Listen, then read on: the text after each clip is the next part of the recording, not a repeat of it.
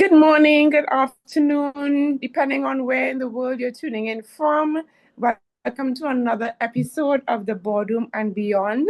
For those of you who know me and for those of you who don't, my name is Saron Bailey, and I'm the founder and CEO of BCS Governance Professionals Limited. And we started this podcast to talk about governance and all of the real life challenges that we face in our corporate lives, even in running our own organizations. And today is a very interesting topic. I'm very excited about today. I'm sure you can hear it in my voice. I have to try and, woosahs and calm myself down for this one. We're talking about governance and HR people, governance and human resource. Right? How many stories do we have?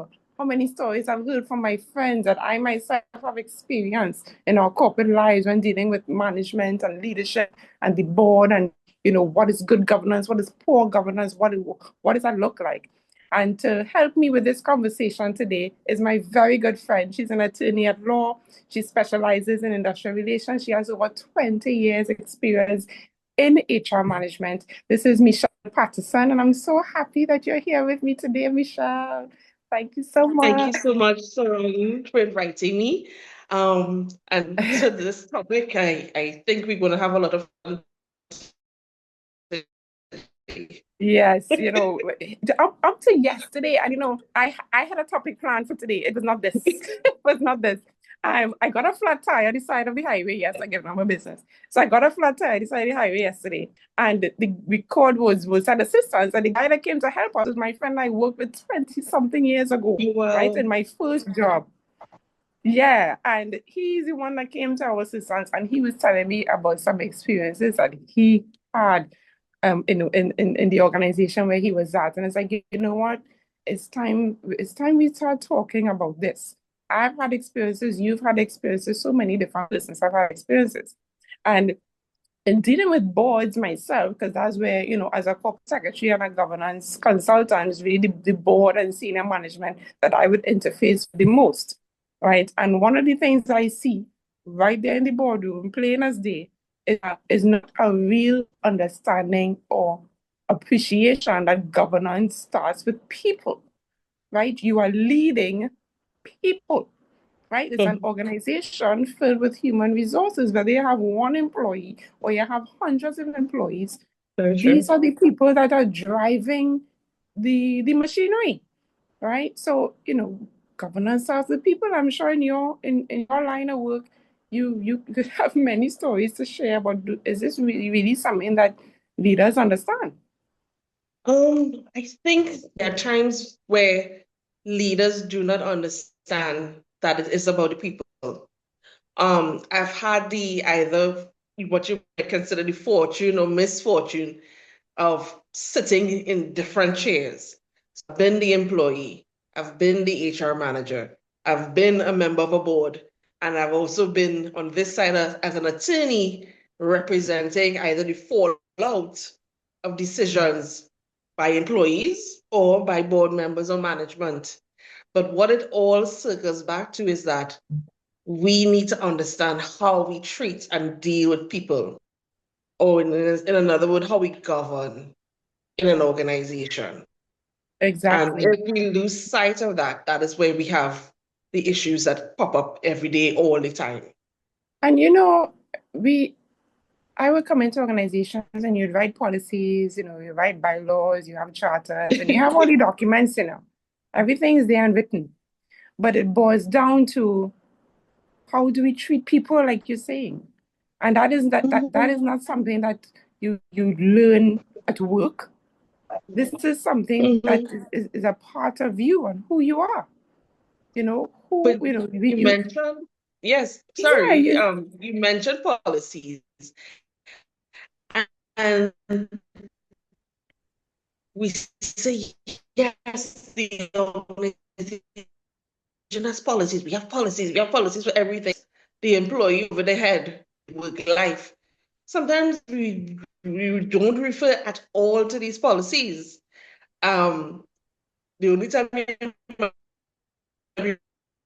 remember the policies if it is after 3 years or whatever is the timing to review it, or if we are engaging a new board or onboarding a new board. But the policies are not live our policies. If employees are not making policies a part of our everyday existence, then again, those are the risks and the problems that we have to deal with later on. And I don't think a lot of us see that the policies are there not to be used as a weapon, but more as a tool to help us function. Yeah, exactly.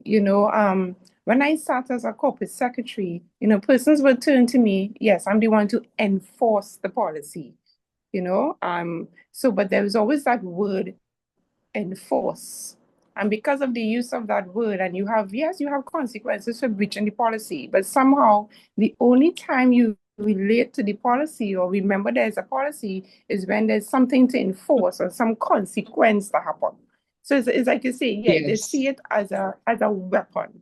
When the policy, sometimes I draft a code of ethics, and all I'm doing is praying that this could actually be reflected in real life, and some of the things Yeah. that you have written in a policy, you can write nice policies, but that has to be a part of you to be able to do it every day. Mm-hmm. Who's coming to work every day and saying, so let me pull the policy to see what I'm supposed to do today? No, right? A code of ethics, for example. Every organization should have a code of ethics. It's one of the first policies that we should have in place to set the culture and to set the tone at the top, you know. So you but it's a code of ethics.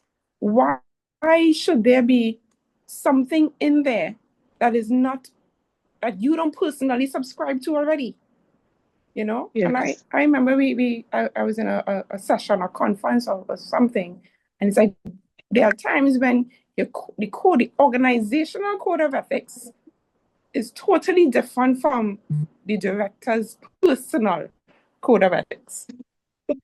And when that happens, a director, how can you actually live it out? If what your code of behavior is totally different from the organization's code, how can you actually live it out? And then we now go into the realm of what is the board's role in setting culture? What's the It's board's very role? important. It Yes. is, it is, Um, and I think the challenges from day one, when a board is introduced to the organization, who is responsible for onboarding them? Because that is a very important opportunity that sometimes organizations miss.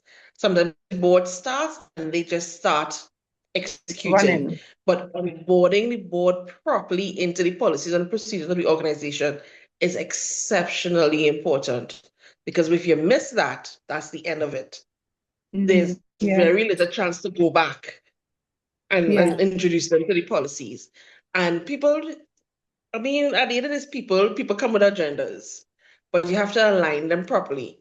And when a board doesn't understand its role and function in the organization, then that leads to issues down the road for absolutely. management and for staff.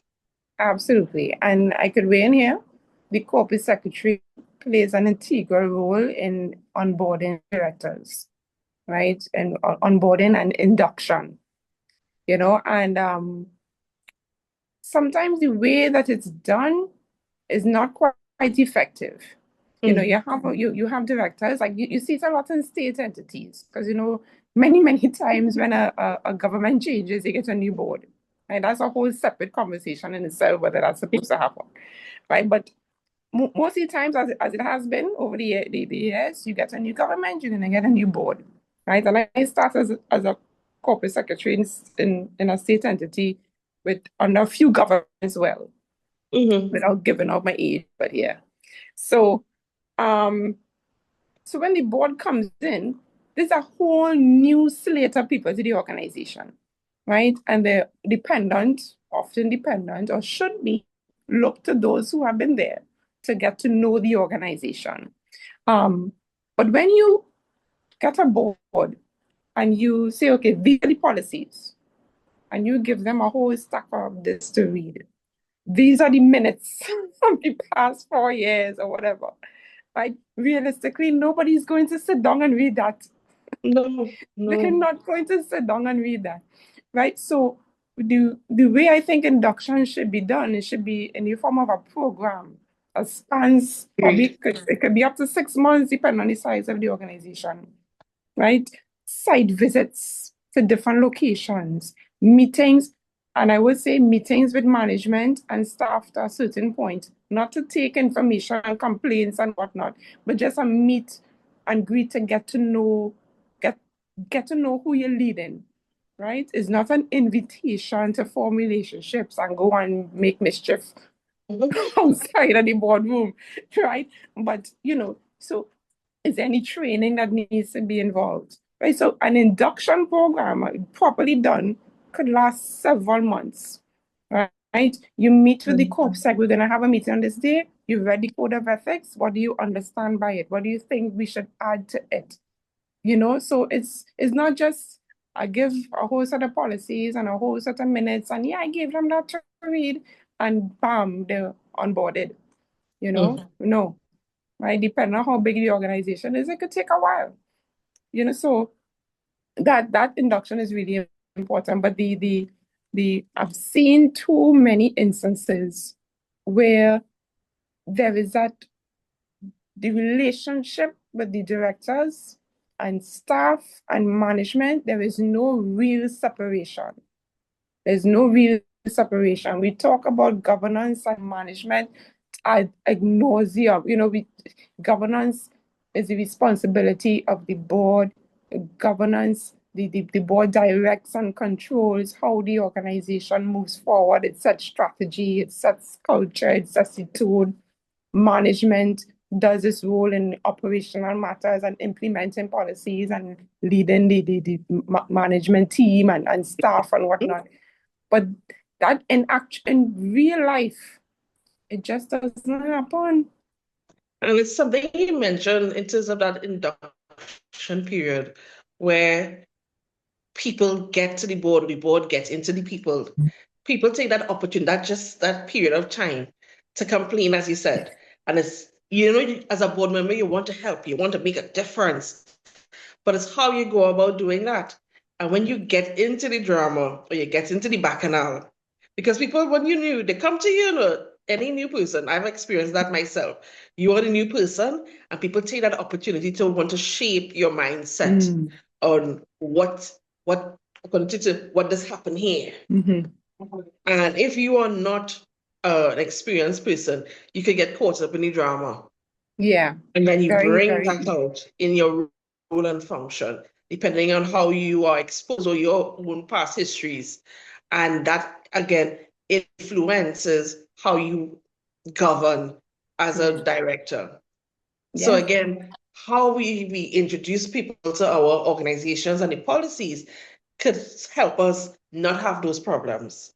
Because I think a lot of persons do, even staff, do not understand the role of the board.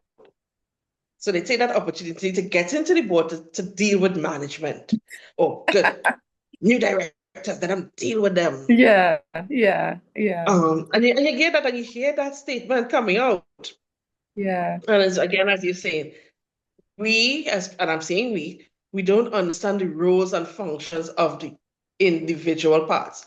The role of the board, as you said, governing and leading and strategy, the role of management, the operational, the day-to-day, and the role of staff. Mm-hmm. Exactly. We're not clear. And you see our emotions. When you're dealing with people, you're dealing with emotions, right? Even with directors, we're human beings and they as well have emotions, but you need to have a certain level of emotional intelligence, right? To lead an organization. I have seen instances where um, a director would pick a fight with an employee that they've never met, simply because a manager don't like that employee and you and the manager is friend. to speak plainly, you It's know, real. It's real. you so you are out there making decisions that would negatively impact someone that does not even know who you are, never had a conversation with you. And it goes both ways, right? Mhm. You could have a conversation with a staff member who just don't like his manager, but you've never spoken to the The manager, manager. but you go on with that mindset. You allow someone else to introduce you to this person Yes. without you even having a conversation or anything, but you have been introduced to this person because the information came from somebody that you know and you trust and a friend, right? And you go in the boardroom, and the boardroom, one of the reasons I like the job so much is that it's very purposeful, and a lot of good as well as a lot of bad could come from the decisions made around that table. But you Yes. come into the boardroom with a preconceived notion of somebody, or more, maybe more than one person, sometimes a whole department, that you've never had any interaction with at all to get any other side or information, simply because of some emotional complaint that may have come to you. What is the culture you really setting there? How can you go in and make informed decisions based on what's in front of you? And so we as governance professionals, we try our best to, have everything structured and have all the policies nicely written and everything. But it would not become a living, working document if it's not part of you. Yes. If you like contangas and you like the talk, what's the story today? You get that at the high levels. What's his story? They're not immune to it. As you said, the governance people get in there. But then when you have that happening, then the HR and the IR people know how to get involved. Because And if you, as you said, you take on the talk and you're taking on the fire for somebody else of an employee on the part, then people feeling victimized, people feeling disenfranchised, and then they complain to the union, they complain to management, bam, we end up in industrial court. mm, You have to pay money. Again, that impacts the financials of the organization. Bam. That is something that has to go to the board. And it's a whole cycle. It's a a whole whole cycle. impact. And what kind of figures has come from these cases? Well, well, it's so varied. Sometimes it could be a little bit. Sometimes a company could end up paying a lot because the court also looks at how long the person may have been in the organization, the impact of whatever was done if they were fired or terminated, as the case might be, and the impact of how long it has taken for it to be dealt with at the industrial court. I've seen judgments where persons have gotten hundreds of thousands of dollars.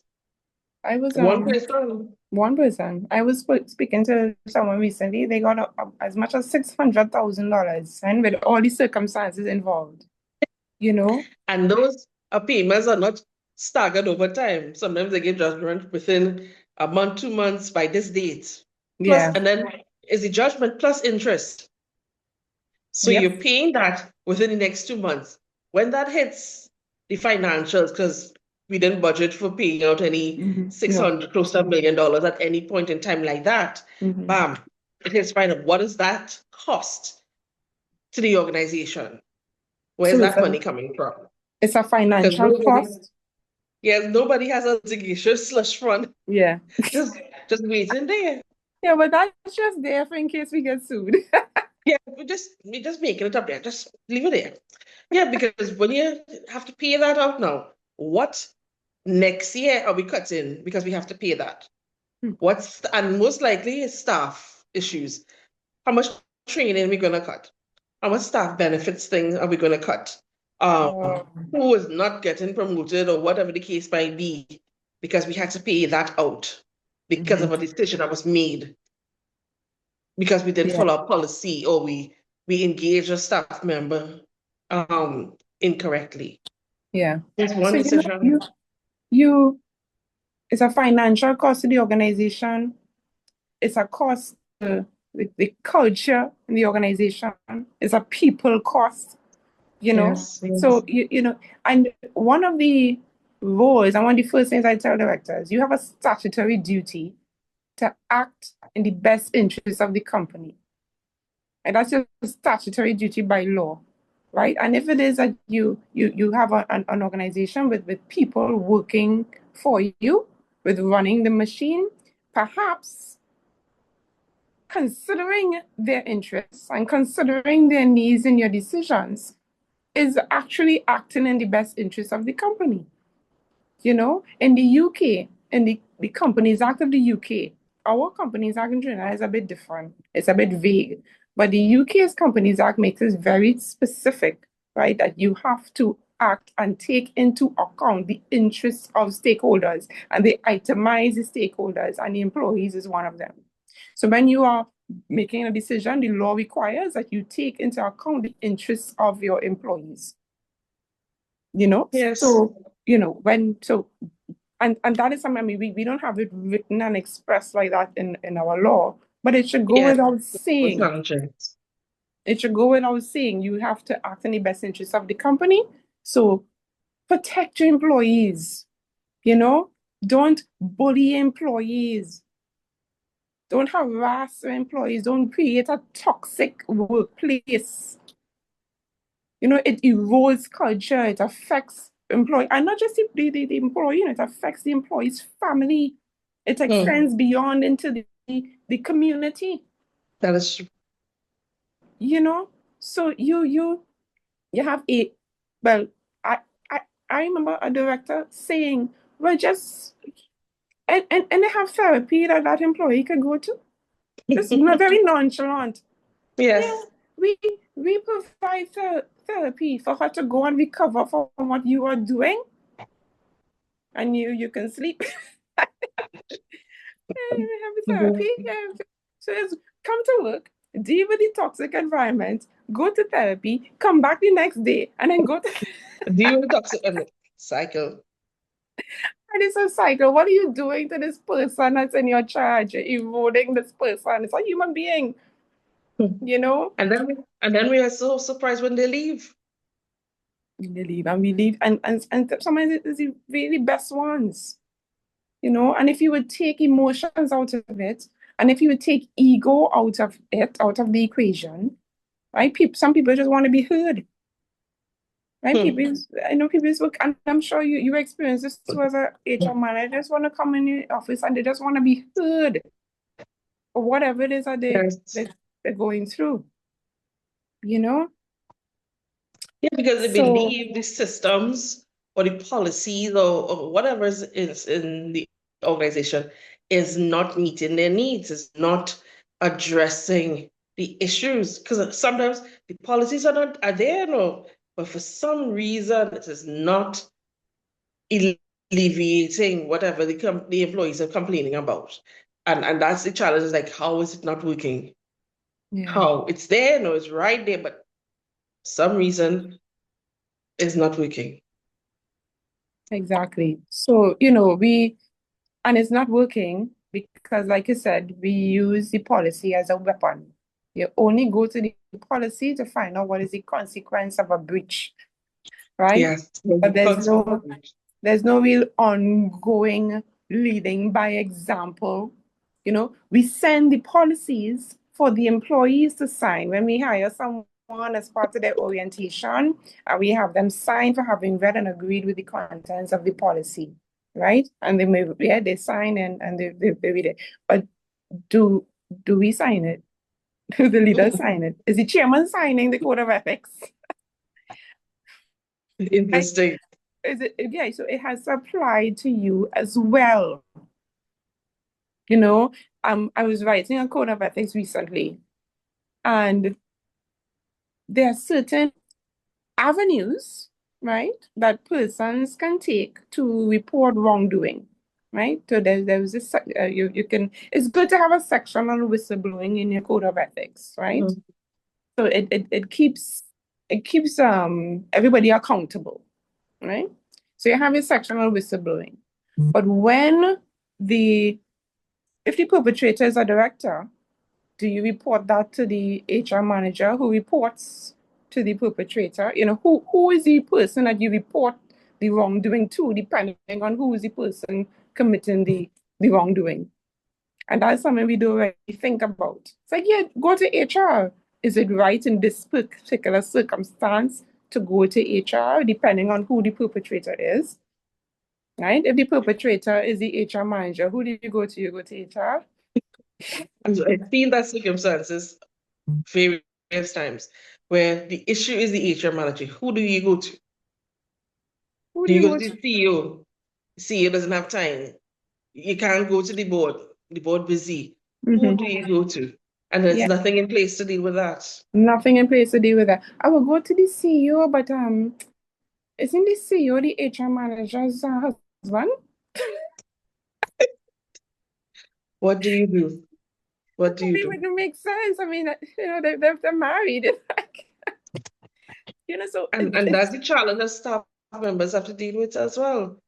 The lines. How do you complain? How do you get some redress if there's an issue?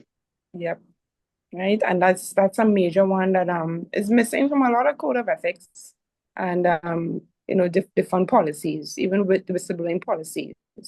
Right, it has to be clear on where someone can go to for redress. You know, so that at least they can feel protected and feel safe to report a wrongdoing. You know, regardless of who it is. Yes. So we all have to subscribe to Yeah. this being decent human beings. I can't remember who it was, but I was in this conference in Hyatt, and one of the panelists, it was a panel discussion, and the panelists had it right. It's like it boils down to being a decent human being. You don't have you don't learn how to treat people when at least you shouldn't be learning how to treat people when you get appointed as a director on a board, right? And then how do we choose these directors? How do we choose our Yes. directors? How do we choose our Hmm. directors? Good question. That's a that's a question for another day. How do we choose our directors? That's Yeah, another topic. yeah. Do we do our due diligence? Does this person have a colored history? What is the reputation of this person? Hmm. you know, because I always say who you choose is a reflection of who you are. Like I said, I could go to town. I could go to town. Also, who you choose may be the future reflection of what your organization is going to look like because they're going to come in there with their own mannerisms, expectations, agendas, and that is Yeah, going to filter into the organization, it does. sometimes long after they've left. Long after they've left, you know. So, yeah, So and then, as I say, long after they've left, there's a damage that is done to the organization of even after the wrongdoer has left.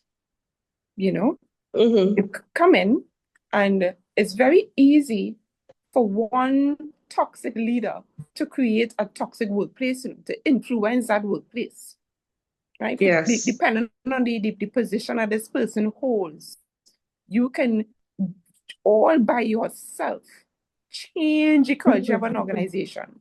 Right, And yeah, let's say we go through the thing, and you've actually left. There's a stain that is left even after you're gone. We yes, and now have to fix. it takes so much longer to recalibrate Yes, that and to situation because and to it has gotten into the psyche, into the soul, into the hearts of the people in the organization. Because after some exposure of something like that, people don't trust anymore. You could they offer don't. them the world, you could say, no, we're going to do better this time.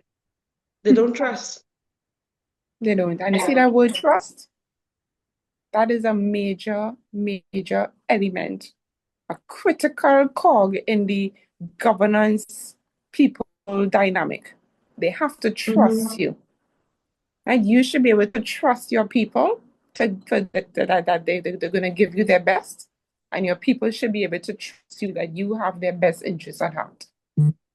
I And trust. it's the same thing with HR. If people do not trust HR, nothing happens. Because I have experienced it myself. either being in the role or coming into organizations or even advising other organizations.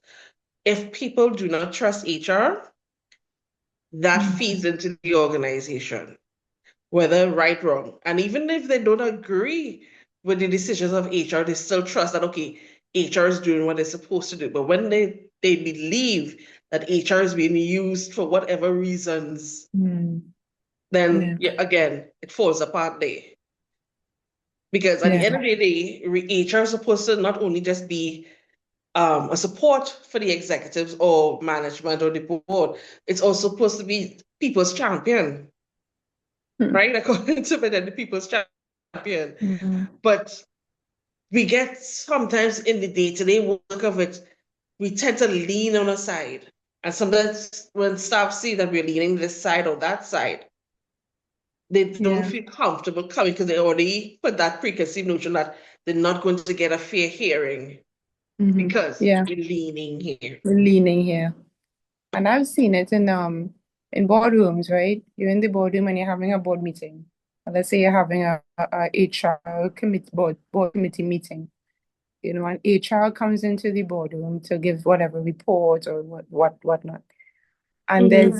you see the leaning in that circumstance that where fear steps in, right? Fear, Yes. right? Where we don't want to be seen. I personally was accused in a boardroom of being too pro-employee. So, oh yeah, but she would always say something to protect the employees, and that's a wrong thing. But those things never bothered me. But depending on your personality, you come in and you don't want to seem, you want to kind of appease, right? Yes. The Yes. directors are there because there's this fear, right? If I come across as too poor employee, I might get, affected in No, some way. like they will judge me or they won't renew my contract Yeah. or all of those things. And again, that feeds into us forgetting sometimes what is our role. And when we have these external things impacting on person's role, they can't function how they're supposed to function. Yeah. As HR, like I said, we are supposed to be there to advise and guide management board, but also champion when necessary for the staff. And if I'm afraid to openly speak and say, hey, this is what's happening on the ground, or hey, what we're planning to do may not be in the best interest or the organization. And I am afraid to say that, then I'm not doing what I'm supposed to do at the That's end of what the you're day. supposed to do. You're not Because there at to some point in time, whatever I fail to say today is going to come to pass tomorrow. And then it's going to come back to you. It's like, why didn't you tell us? You had a response. So what are That you going is to do then? that is correct. It will come back to you. You not saying anything and sitting there in silence is going to come back to you.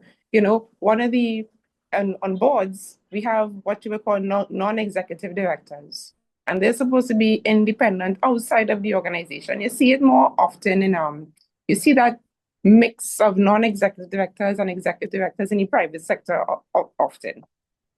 So governance codes around the world would mandate that you have um, at least half of your board to be non-executive directors, meaning they don't work there. There's a certain level of independence, and they are supposed to bring constructive challenge, constructive criticism to the boardroom. They're supposed to do that. But in the boardroom, what actually happens is someone will be disrespected, and depending on doing the who is behaving in the disrespectful manner, silence, not one word, right? And there are sins of commission, but there are sins of omission too. There's times to speak up, whether the HR manager or manager of whatever department, non-executive director, there are times that you need to speak. And there are times to stay silent, but there are times when you need to speak if someone is being disrespectful, right? I had a story. An employee had to stand up for himself and say, Madam VP, you cannot speak to me in that way. Very calm, no emotions. And what came was a storm. Who are you? And the whole ego trip. And I could talk to you how I want. And no, you can't. You Mm. actually can't. Yes, you hold a position of leadership and whatnot, and yes, you have this title, but you actually cannot speak to anybody any way you want with all your emotions welling up. Calm down, let good sense prevail, and communicate with people like humans, like adults, you know? Mm. So we continue to have that challenge and we continue to fight the good fight. And again, it all circles back to how we start in the beginning. It's how we might end. And if we do not start off correctly, I don't think we're going to end correctly. Yeah. So it's Yes. how you start, how you start your organization, how you start engaging people, how you start showcasing that you can be trusted, how you start in terms of how you show respect, how you start with just normal stakeholder management, everything. Mhm. Um, that builds your organization from day one. And I don't think it's even for board members only, new management, new employees, because I've been in situations where even myself, I've started an organization and the onboarding, you come, they give you all the documents, you come and sign. Good morning, you're signing everything, you're happy. And the orientation is half an hour for the most. And then you just hit the ground running, get to work. And that's it. Yeah. And you start picking up habits, bad habits, I'm just saying habits along the way. Or you start observing things along the way. And then something, as you said, something happens, policy. I think what we need to honestly do is remember, as you said, policies are supposed to be living documents. It's supposed to be a part of us.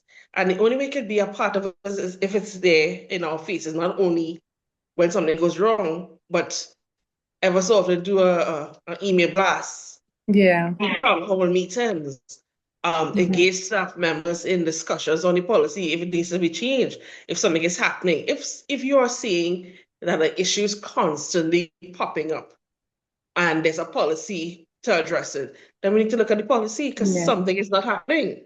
Exactly. And that's the correct time and the perfect time to review our policies and procedures with the current staff. But then what happens and what I've seen happen, HR drafts the policy, it goes to up the different levels, and I'm saying up because it doesn't come down sometimes.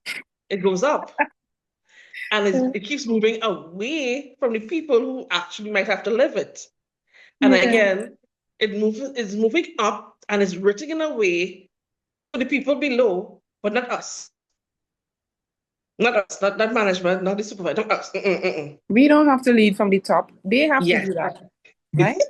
And then We, you hear it talk, oh, they write a policy, but they don't follow the policy.